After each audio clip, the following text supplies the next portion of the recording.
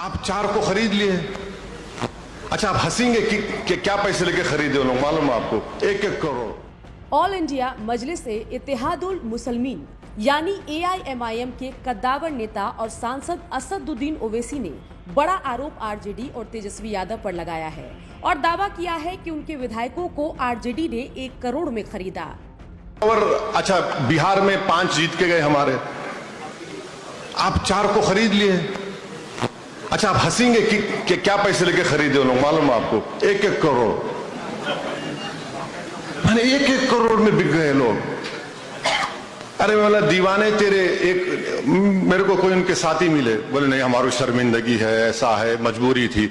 बोला भाई मजबूरी थी क्या थी मेरे को नहीं मालूम ना, तुम 1 करोड़ में बिकते भाई, कम से कम अगर जलील हो रहे तो कम से कम बढ़ के रकम में जलील होना था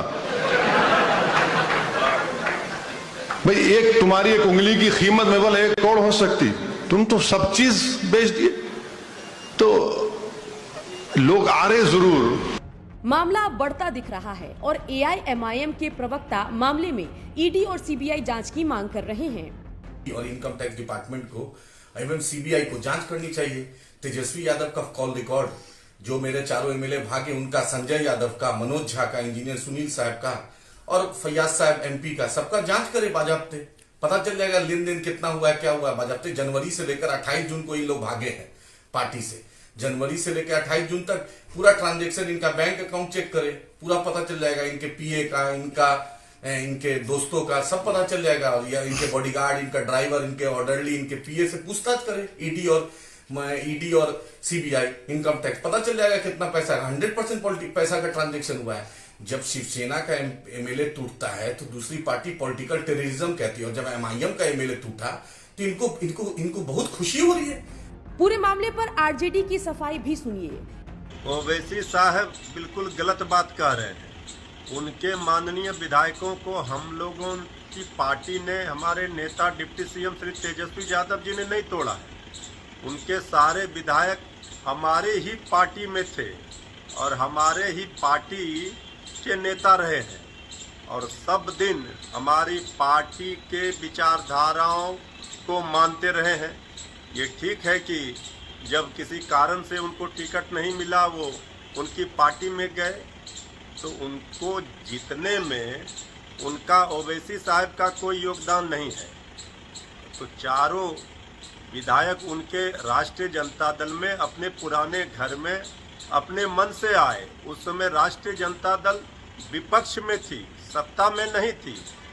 इसलिए ये सब जो आरोप वो लगा रहे हैं ये बेबुनियाद है और अनर्गल आरोप, बेकार की बातें हैं। बीजेपी ने भी मौके का फायदा उठाकर मामले में अपनी भड़ास निकाली है। निश्चित तौर पे ये लोग कुछ भी कर सकते हैं। इनका तो ये आदत रहा है भ्रष्टाचार में लिप्त रहना, पैसे का खेल करना। सरकार में रहते हुए ये लोग वही काम किए हैं, नौकरी देना और नौकरी के बदले में जमीन मकान लेना, रेलवे की संपत्तियों पर के बदले मॉल के लिए जमीन लेना, ये तो रहा है इनका भ्रष्टाचार का मामला।